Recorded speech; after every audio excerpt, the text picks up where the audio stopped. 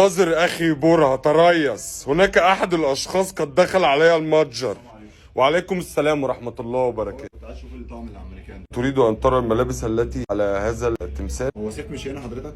سيف في عطلة يبلبط في بحيرة البط. مش عايز اشوف طب الطقم اللي على التمثال بعد اذنك. من عيني يا أخي. انت من هنا في اسكندريه ولا؟ تريث يا برهة. صديقي لا تذهب بعيدا، أريد أن أحدثك عن شيء مهم. انت منين؟ أنا من خوارستان. خوارستان دي فين خوارستان دي؟ إنها على الخريطة. لغتنا الأم هي الزرطوبية. دي لغه جديده دي ولا ايه؟ لا تسخر من لغتنا الأم لكي لا أتحول علي. تحول او فين سيف يا عم؟ يبلبط. سأظل هنا حتى يعود من البلبط. منه مقاس التيشيرت ده؟ لا، قم بتجربته، سيعجبك كثيرا كثيرا كثيرا. صديقي قال لي بماذا ستفيد المقاطعة؟ قلت له يا رجل احترس. ماذا تقول؟ انها ستفيد جدا جدا جدا. انها النقودة يا اخي، انها ما تفزعهم. ويحك لماذا تضيقها؟ برهة تريث برهة اخي. تريث برهة اخي، تريث برهة. ايه يا برهة؟ لا أقول لك قاطع كل المنتجات، بل اختار منتجا اثنين. ماذا تريد؟ ماذا تريد؟ اقتص من الكلام. لا تتزرزر علي. معي صديقي وأبدو أمامه بصورة سيئة. خذ أخي. ايه ده حضرتك؟ ثم قلت له يا رجل ماذا لديك؟ ماذا بيدك؟ يا عم ايه يا عم اللي انت جايبه ده؟ شايفني 10 سنين يعني انا بقول لك هات مقاس اكبر شويه ولا تجيب لي اطفالي؟ سيريح في اللبس. الراجل مش هيخش في روحك. ثم قلت له إذا كنت لا تملك من الأمر شيئا افعل ما تستطيع أن تفعله. أعطني بنطلق لكي لا يفعل لك المشاكل. وضعته هنا لا تقلق. أنت تفهمني خطأ. انت كلامك كله غريب بس انا مستغربك يعني.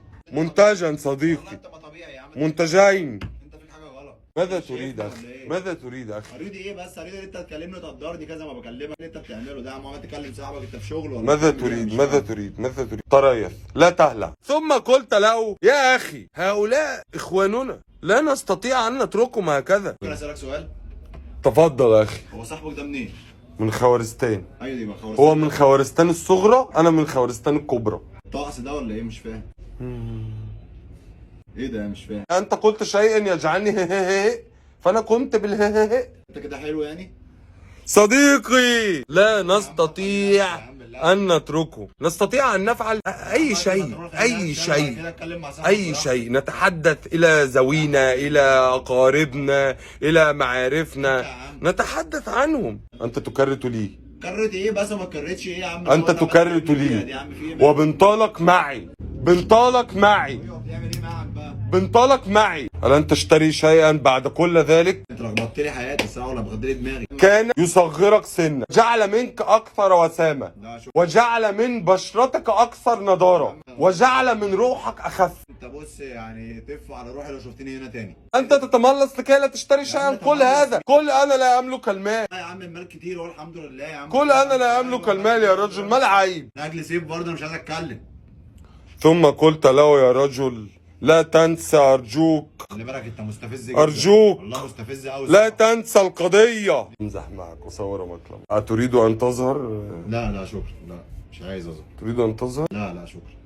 تريد أن تظهر؟ لا يا عم أنا أصورك بس يا هكذا. عم. أنا أصورك هكذا. بس يا عم. أنا أصورك هكذا. كلهم سلام. كلهم سلام.